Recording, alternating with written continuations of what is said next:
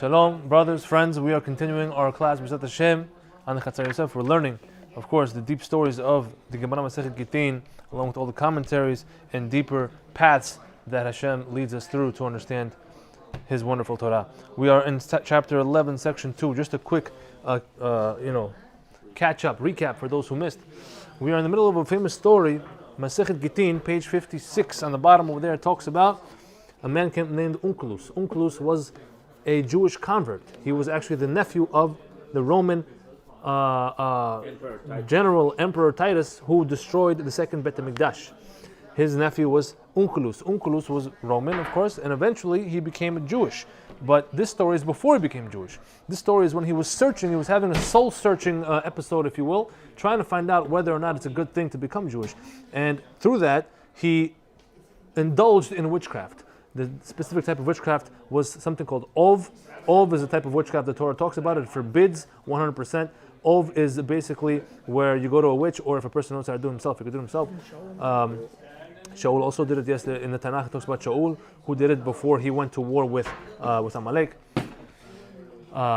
He went to see if he was going to be successful. He called the prophet Shmuel, who was dead at the time, to see if he was going to be successful. But in our story, Onkelos, he called these dead spirits of 3 people. So far, the first person was Titus, his uncle, to ask him if he should become Jewish. Titus, of course, gave him a negative answer, as we explored in section 1 of this chapter. Please look at those videos. A lot of interesting stuff there. Now we're in section 2. We're talking about the second person that he called. He called who's the second person? Bil'am. Bil'am was, of course, the biblical character. He's in the Torah. He's in Parashat Balak and other places as well in the Torah. He was the prophet of the Gentiles that God granted them. He was a very high-level prophet, almost on the same level of Moshe Rabbeinu in many ways. There's a midrash that compares them of how Bil'am was better in certain ways of prophecy. But nevertheless, Bil'am was very deeply entrenched in impurity, and Tumah was a very big evil Rasha. Of course, his wife was a she-donkey, of course, as the Torah tells us. And he was the second person that Onkelos called to ask if he should become Jewish. So let's see over here. The actual Gemara, let's read it. It's a short Gemara, page 161. I'll read the Gemara over there in English. Onkelos then went and raised Bil'am through necromancy. Necromancy is a fancy word for witchcraft, right? We're talking about Ov still. Raising the dead. Raising the dead, there you go. He didn't actually raise their bodies, it's just their souls, their spirits that he's talking to. He said to him, Onkelos said to him, who is most important in that world where you are now? To Bil'am. Bil'am said back to him, Israel. You can't lie about that. I'm Israel, of course, it's revealed over there. The whole world is basically mainly for them. Onkelos asked him, what if I attach myself to them?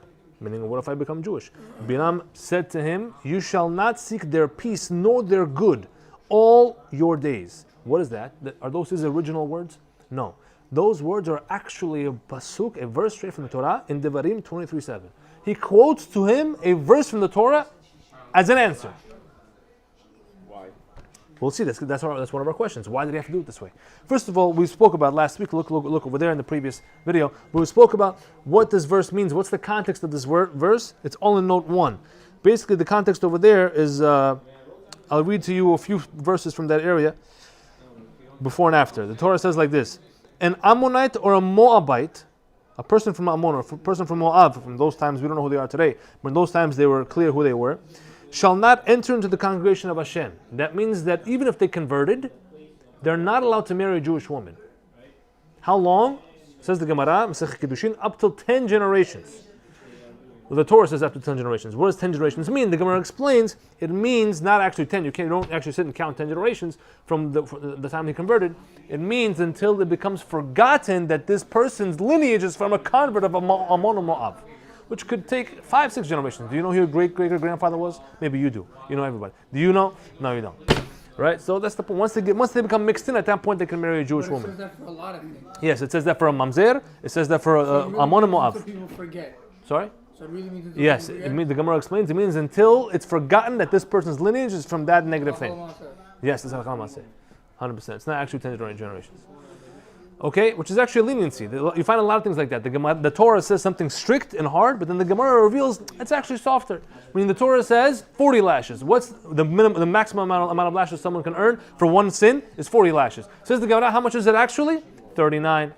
right? Over here, 10 generations it says. What's the actual halakha? until it becomes forgotten. It could take 5, 6, 7, whatever it is. Anyway, continuing on with that. So Bil'am quotes this verse, you shall not seek their peace, nor their good all your days.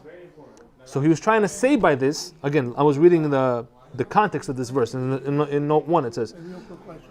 yes. Say it was 10 generations and people still remember me, hypothetically. Good question. So I guess in that sense it's very impractical, but in that sense, I have to look it up. I guess it would be the lenient one.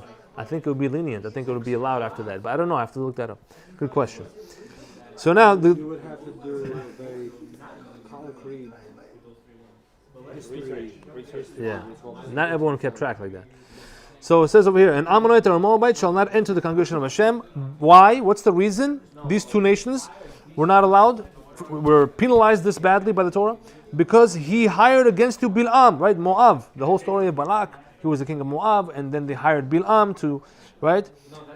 Ben Be'or of Petor, Aram Naharaim, to curse you. He hired him to curse the Jewish people, and eventually he brought a lot of sins upon the Jewish people. He made them do terrible sins with their women, as we know. But Hashem your God refused to listen to Bil'am, and Hashem your God transformed the curse into a blessing, as we know. Look at the story there. For you, because Hashem your God loved you. You know, every time the Torah says that Hashem loves you, I get goosebumps. Is that just me? Just think about the verse. It's the creator of the universe. The creator of all that there was, is, and will be. Revealing, you know what it's like almost? I mean, to give you a crude example. For those who are married, who said I love you first to the other one? To your wife? You to your wife, or your wife to you? Do you remember that moment? Yeah.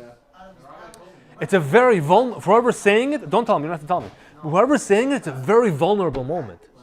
Because they're basically saying, I'm yours. That's it. Now imagine that, God saying that in the Torah a couple of times to you.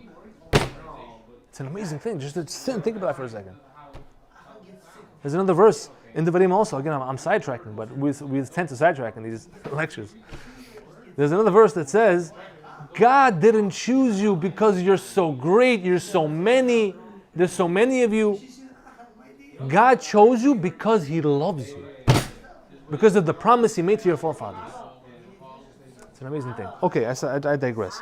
Anyway, continuing, the verse over there says, right after all that, it says that Hashem is commanding through Moshe, you shall not seek their peace. Who's there? The Jews shall not seek the peace of Moab and Ammon because of what they did. They didn't, their sins against us. Or their good all your days forever. And now Bil'am, who's being addressed? so Bil'am took this verse and he's twisting it. Bil'am is taking this verse and he's answering Onkelos, his question of whether he should become a Jew, with this verse. So who is actually talking to this verse? This verse, it's Moshe talking to the Jewish people. Through God. I mean, God is a... The first time. I'm talking about in case of Onkelos. Who Oh. is being talked to? Right? Bil'am said this verse to Onkelos. Okay. I don't But understand. There is a behind this. There is a reason for this verse to be said to Onkelos. It's like something that is being brought back and put out in the open. Bil'am is saying it. That I understand. I don't That's understand. Pshat. That's pshat. Okay, go Went ahead. full circle. Hashem said it to the Jews, and Yeah. now Bil'am is saying it to Onkelos. Yes. Okay? That's what you're trying to get. Good. Back in the Gemara, so Onkelos said to him, he said back to Bil'am, what is the punishment of that man in that world? Talking in third person, the Gemara does that. He's basically asking Bil'am, what is your punishment in Olam Haba? How are you suffering over there? Bil'am said to him, he is cooked in boiling hot male seed. Okay? Male bodily fluids. If you catch my drift. That is his punishment. Now, let's go back to page 163 where we left off to analyze all these things and try to answer some important questions.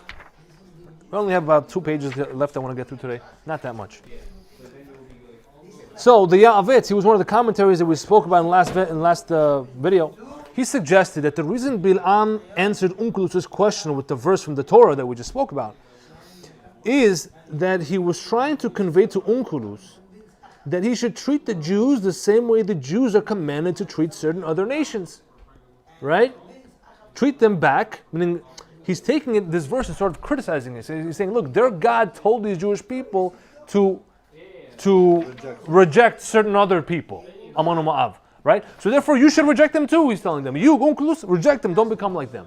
That's what the Yavis explains Bil'am's intent was. However, we can approach this from a slightly different angle. So I want to give you my take on this. B'ezrat Hashem. B'Siyata Yishmaya. It seems that Bil'am was trying to convey the following message instead. Quote, the Torah itself doesn't want other people to join their exclusive club. So why bother joining them? There is no denying that Israel is considered the most important in the next world. Bil'am himself said it. He had to say it, right? But you can never be an Israelite because they don't want you. That's what he was trying to say to him. But again, this is just another instance of Bil'am practicing his sneaky and elusive tactics as he did with Balak and his messengers, right? If you look at note number 3, see Bamidbar 22, which is basically Parashat Balak, with Rashi's over there, in particular verses 18 and 19. I didn't go into the details here, but over there he gives examples of Bil'am's deceitful ways. He's always deceitful. If you remember over there, the messengers came to him, they said, why don't you come with us? He said, I can't unless God tells me what to go with you. And then he says, he was basically trying to get them more money out of them. Look at the verses there. Bil'am was a very deceitful guy, okay? As the Masha mentions over there as well, Bil'am was the essence of Lavan. And Lavan's mastery was to be a trickster, right? As we're going to see actually in this week's parasha, next week's parasha, Lavan. And see how he's tricking Yitzchak and Yaakov and all them. Yaakov mostly. So, Bil'am specifically brought Onkelos' attention to this verse, Devarim 23:7. That's what he quoted to him, which speaks about how the Jews are commanded to exclude certain converts from their congregation, like we explained, the converts of Ammon and Moav for 10 generations. He singled out this verse in order to divert Onkelos' attention from the immediately subsequent verse. I didn't tell you what's the next verse in the Torah. The next verse in the Torah right after it says what? It says the following. You shall not teta'ev, which means abominate or reject, and edomi, for he is your brother. Meaning right after the Torah tells you don't accept Ammon and Moav, it says don't reject Edom. But Edom and Moab are two different families. Right. They're not from the same, like... So Yeah, who's Edom? Edom is Esau, and Moab is from Yaakov. Moab is from Lot. Remember? Moab is Lot's son from his first daughter. Yeah. Edom is a descendant of Esav. And Esav is the brother of Yaakov, Am Yisrael. Right? That's what the Torah says. You shall not abominate or reject Edom, for he is your brother. His great-great-grandfather is your great-grandfather's brother. This week's parasha as well. Look how everything falls out beautifully. This week's parasha about the Yaakov and Esav. But again, Edom comes from Esav. Comes from Esav. It comes from Abraham. Fine, everyone comes from Abraham. You need to be more specific. Not Moab. Yes, he does. No, he doesn't. From Abraham's father. It doesn't come from Abraham. Okay, what's your point? What is it, Abraham It's not Accords? the same lineage. What's your point? God did not promise anything to This is my point. It says don't abandon Edomite, but not a Moabite. Yes, look note number 5. No, because If you go high enough, they have shed blood. no, but Hashem promised to Abraham only. He did not promise to his father. Right? So you understand? So the lineage starts with Abraham. Yes, but also Hashem promised to Abraham through Yitzchak. Several verses. He says through Yitzchak you're going to be called the seed. What does Yitzchak have to do with Moab? Because What does Yitzchak have to do with so Moab? hold on a second. Because Edom is also not through Yitzchak. It's from Abraham. I'm sorry, I take it back. Edom is through Yitzchak. Because it's from Esav, who's from Yitzchak. We're getting into genealogy here. Edom is from Esav. Okay. You understand? Which means it's from Yitzchak also. Okay. So when Hashem says to Abraham that through Abraham it's going to be, Hashem told Abraham that through Yitzchak is going to be the chosen nation. Then in this week's parasha also, Yitzchak gave the blessings and all those rights and that genealogy continuation of the holy nation and chosen nation to Yaakov, excluding Esav. And by definition, excluding Edom, who came from Esav. Right? So they're also not part of that holy lineage. And nevertheless, the Torah says, don't hate him, don't reject him. because he's your brother. Okay, no problem. That's a quote. Okay, good, No problem. You good, can't argue that. Who are the good. But then what does that have to do descendants with Moab? Let's see note number 5. Descendants of Edom, who are they? Descendants of Edom. Classically, they say it eventually was the Romans, and now they say it's America. Yeah, America. Europeans in America. The West, as they say. The West. Okay. Look at the note number 5. See note 1. Okay, based on the last chapter of Kiddushin, this verse teaches that if any Edomite or Egyptian converts or Egyptian converts to Judaism, which he may, they can convert. He and his descendants may not marry a proper Jewish woman, for a total of 3 generations, as it says in 23:9. So again, Ammon and Moab, if they convert, they're not allowed for 10 generations, which means as long as it takes for it to be forgotten. However, Edom and Egyptians, if they converted, they still did bad things, but it's not as bad. For them, it's only 3 generations. And for them, it's actually 3 generations of counting, because you can count 3 generations. Why is it not as bad for them? The Torah gives reasons. For Edom, because he's your brother. Esau was your brother. For Egypt, because he was your host. Fine, you were slaves, but he was your host for 210 years. Awesome host, right? And for those reasons, it's less of a degree versus Ammon and Moab. Ammon and Moab, why is it 10? So you see how badly God hates the sin of immoral relations. Because Moab was the one that sent the girls to do the immoral relations with the tribe of Shimon, which led to 24,000 Jews dying. No, but it wasn't that. But they didn't force us. No Jewish man slept with a Jewish woman except for one occasion. No Jewish man slept with an Egyptian woman according to the Midrashic tradition, except for one occasion. And what about the fact that the Egyptians had the immorality of homosexuality? Sure, but they didn't make you do it. The point is, They didn't make the Jews do it. Moab did it for a different reason, because Bil'am told them, if you want to get the Jews, you got to get them to sin this particular way. Yes. So that's what they did. Egyptians did it themselves. They didn't tell you what to do. Yeah. You understand? So, no, you know what? I'll take what you said even more. What did the Egyptians do? They killed babies. We have midrashim. Crazy things, right? Paro bathed in the baby's blood. You know, terrible things. They put babies as bricks, right? Almost like Hamasnik things, right? They did that. Nevertheless, the Torah says only 3 generations for them. Then they can marry a Jewish woman if they convert. But for Moab, who didn't kill, on the contrary, they pleasured a lot of Jewish men, if you want to call it that, 10 generations, forever. You see, at the end of the day, it's with God's eyes. It's God's eyes that matter. What was the intent of pleasure?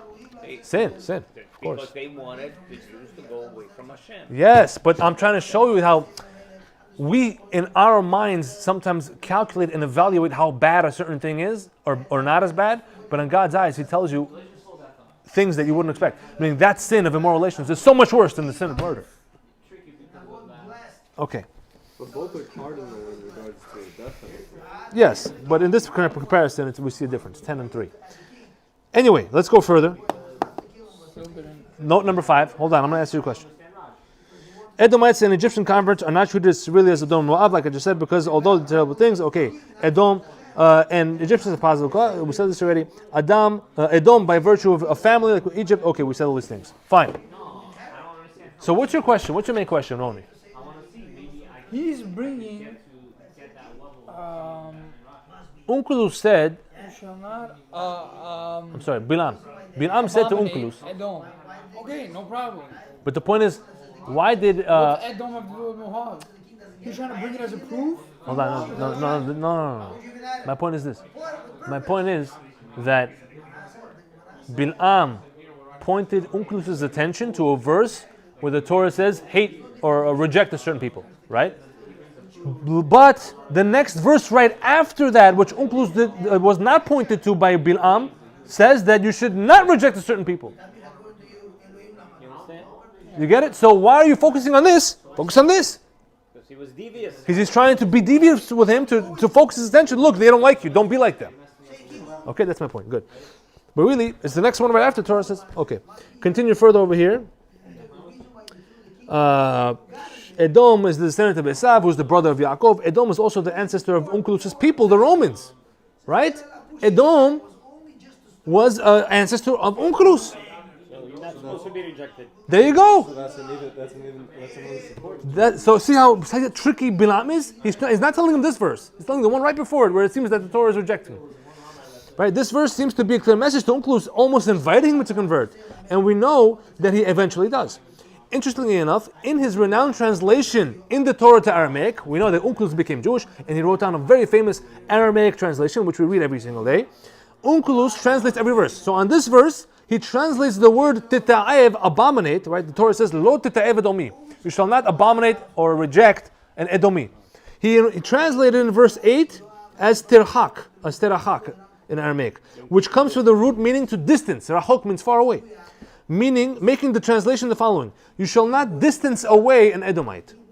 This implies that a certain proximity and nearness between Israel and Edom that may have encouraged Onkelos to convert. Right? Even in our Gemara, when asking the question of whether or not he should convert, Onkelos uses the word li'idabuke, which means to attach. He says, should I attach myself? Should I bind myself to them? Which comes to the word davek, which means to cling and stick to, pointing again to the intimate proximity between Israel and Edom. So we see here, note number 6, Edom is said to be the ancestor of Europe, and by extension all of the Western culture. Indeed, most basic philosophies of Western culture are rooted in Torah, right? The term commonly used is Judeo-Christian philosophy. That's what they call it, right? Which is what the West is based on, the values of the West, the Declaration of Independence, the Bill of Rights, etc. Right? Which is actually a misnomer, because these basic Western principles of freedom and justice came from the Torah exclusively. The Christians just copied it. They called it Judeo-Christian because they were Christian people who came and settled this land, but all their ideas were influenced by Judeo, okay, by Jews. Anyway, let's continue over here. Back in the main body up here, next paragraph. There was a consensus, at least amongst the Maharsha and the Ben Yehuda, as we said, these are the commentaries we learned last week, that Bil'am's punishment of boiling hot semen, the good stuff now, let's understand what this is. This punishment that he was dealing with serves as a measure for measured retribution for the impure acts that he committed by wasting his seed with the she-donkey, right? Sure. That was his wife, that was a terrible way to waste his seed, a terrible sin, so he was punished that way. Although, Rashi highlights a different reason, namely, that Bil'am concocted the plan for the Moabite women to lure the Jewish men into the sin of wasting their seed with them. That's the punishment. That's probably even more so. That's not the she-donkey. This is the But why can't you say both? Bestiality is also a part. It's not bestiality. It is bestiality. No, it's bestiality. But I'm saying regardless of it's wasting seed, regardless whether or not it's Fine, but in that way, it's like right back. But with Bil'am, he's committing two immoralities. He's wasting seed and he's And sleeping with bestiality. an animal. But that's not what it's about. That's his personal choice for one person. His intent was. He's still not allowed. Goyim are also precluded from this. They're not allowed to understand. waste their I seed. Yeah. understand. But the major point here, his intent was With to an animal. destroy Israel. That was his destruction. Sure. So that's And Rashi. That's why. That's what Rashi says. No problem. It seems that these two reasons are complementing each other rather than being mutually exclusive, since both deal with wasting seed. However, I want to just touch on a deeper note on this, and with that we'll conclude, with your permission. On a deeper note, connecting back to the previous section of this chapter, the design of Bil'am's punishment is quite perfectly crafted. The symbolism of seed is the very concept of what? Potentiality. Potential. The seed of man houses the seed of the next generation that could be, right? And there's billions and millions of seed that are released that all have potential of life. Just at one moment. Traveling upon the journey to fertilize an egg, right? If you ever learned this in biology class, there are millions of sperm cells. Millions going through the canal. Each possessing the potential for a different life. But only one of them, or two on the rare occasion of fraternal twins, without getting into that, achieves life in actuality. The vast majority of the seed, however, eternally remains just untapped potential. Bil'am was the greatest Gentile prophet ever, equal in scale to Moshe in certain ways, but on the impure side of the spectrum though. Remember we started talking about the spectrum in the first section? Not spectrum versus horizon. Right? We're talking about the potentiality spectrum. Please look at those previous videos in section 1, where we talked about how every person is born with the potential to be a certain magnitude of either good or bad, but same magnitude. He can use those powers to put it all this way and become the best he could be, or all that way and become the worst. Right? So this is not only true on an individual level, but also on the macro world level. Right? God gave Moshe the super high-level prophecy, and he balanced it out that he gave it to Bil'am on the negative side as well, high-level prophecy. The world is based on balance. In fact, Moshe had the upper hand over Bil'am in 3 specific aspects of prophecy. You know that? There's a midrash. The midrash is in number 7 on the bottom. I'll go through it after this. Little is it known that Bil'am also had the upper hand over Moshe in 3 other aspects of prophecy, which means Bil'am was better than Moshe in 3 ways, says the midrash. Look at note number 7. Moshe over Bil'am, the following. Moshe spoke to Hashem while standing, but Bil'am had to be in a fallen, unconscious state. He had to be knocked out, like most of the prophets. Number 2, Moshe spoke to Moshe mouth to mouth, but Bil'am did not. This is all from the Midrash. Number 3, Moshe spoke to Hashem face to face. These are all, again, the Torah says one time face to face, one time mouth to mouth. Moshe spoke to Hashem face to face, but Bil'am was only given allegorical visions that he had to interpret. Now, 3 ways that Bil'am was better than Moshe. Number 1, Bil'am knew who was speaking with him, but Moshe did not. That's what the Midrash says. Number 2, Moshe didn't know God was speaking with him? that's a good, you have to open the Midrash. I'm not sure, we have to look into that. I'm just quoting the Midrash here. Number 2, Bil'am knew that Hashem would speak to him. Bil'am knew when Hashem would speak to him, but Moshe did not know when. That's insane. Number 3, Bil'am could speak to Hashem whenever he wanted, but Moshe could not. What do you mean? You just read that he had to be unconscious to speak to him, so he'd have to... Okay, so Yeah. he would have to go to sleep. Yeah, knock himself out and talk to God. And Moshe couldn't just be like... No, he had to be called upon. He had to be Vaikra. That's the famous thing of Vaikra Moshe, the first But wait a minute. parsha of Sefer Vaikra. Similarly, And God had to call him Jews- from the tent. Yeah. The Jews, after the generation of Moshe, when they received prophecy, they were in the same state of Bil'am. Yes, all other prophets besides Moshe, they had to be knocked out in order to They were in a state receive of visions. Seizures, Yeah, they were yeah. in a state of unconscious. Yeah, Moshe was the only one who was standing. Yeah, but still, Bil'am had other had advantages in other ways, where he knew when Hashem was going to talk to him, He knew and he who could call was upon him whenever he wants. You know who he was talking to, apparently, too. That needs to be analyzed. Anyway, let's go further. Hashem gave the Gentiles a prophet on the level of Moshe, so that the Gentiles could not later make the claim that had they had a prophet as great as Moshe, they would also have served Hashem just like the Jews, rather than serving false gods. Right? That's what the Midrash says over there. That's a famous answer. I believe that's also quoted somewhere in the Midrash. Yeah.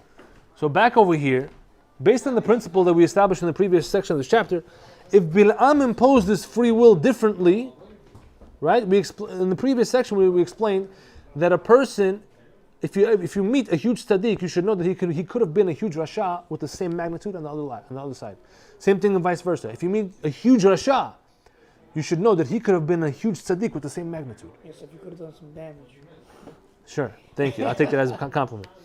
So, based on that, if Bil'am imposed his free will differently, he could have been just as great as Moshe on the right side of the spectrum. Right? He's a huge rasha. He could have been a huge tzaddik, like we said. But he failed to do so and instead used his free will to immerse himself in pure evil. He wasted his awesome potential. He could have been like Moshe, actually, on all levels. He wasted that potential, and as a punishment for that, he is castigated, which means what? Punished with boiling hot seed every day in Gehinnom. The portraiture of untapped potential, which means the perfect example of untapped potential. That's what the seed is. He's punished in the untapped potential because he himself didn't use his potential properly. This is the principle of measure for measure at its finest. Last paragraph here. In truth, this type of suffering is not exclusive to Bil'am. The essence of Gehinnam's torture, for whoever gets there, for all who are sentenced to go there, is the utmost grip of remorse that one feels when one learns the true extent of not only the damage that he caused throughout his lifetime, but even more profoundly, when he learns of the beneficence, the good things that he could have done but did not do. That's the biggest pain. You know that? That's what people say hell is. Yes. When you see what you could have been, and you know, and it sets in that you didn't get there. Imagine 2 identical contractors, for example. Okay, I'll give you a simple example. Imagine 2 contractors building something, right? Building a house, who are given the same quality and quantity of tools, right? They all went to Home Depot on the same day, got the same tools, 100%. Everything is the same. resources and manpower, all the same, equal. One builds a pristine home, warm and inviting, functions well on all levels, beautiful house. But the other one builds a shack that's flimsy and cold, unappealing, and deficient. Same tools, same time, same manpower. How disappointed would the second one be when he sees the awesome work that his counterpart was able to achieve under the same circumstances? You built that and I built this. They started in the same place but reached vastly different heights. This is the pain felt in Gehinnom. But it hits even closer to home because that awesomely successful and pristine counterpart that will be shown to him is not his rival or his colleague or his friend or somebody he doesn't know. Rather, it will be like looking in a mirror at the best version of himself, which he failed to reify in the world.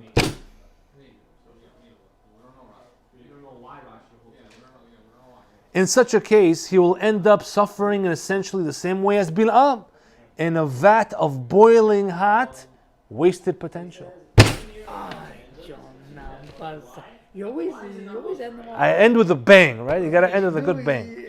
We gotta buy this book. Buy this book. Say, I'm sorry. Email is You want a microphone, please? Okay. Yes. So.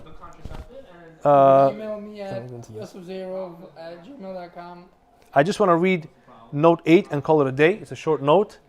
But that's the point, Rabotai. That's a very strong point that we have to understand. You're only competing against yourself in this world. That's how you're going to be judged in the next world. Because God knows the power and abilities and resources and tools He gave you. He expects you to build something with it.